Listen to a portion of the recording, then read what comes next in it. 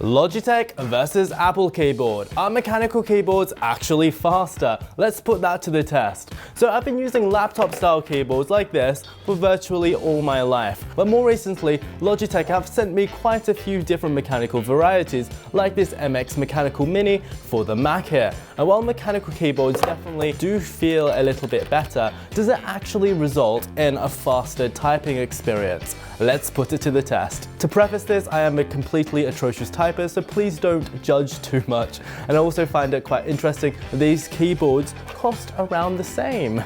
Okay, so let's test out the Apple keyboard first. 3, 2, 1. Using a camera to take photographs is called photography. Okay, so how fast was that? It tells me that my speed was 58 words per minute with 97% accuracy, which I'm sure you guys are all finding extremely impressive. Let's try out the mechanical keyboard now. The type of garden you choose will depend on several factors.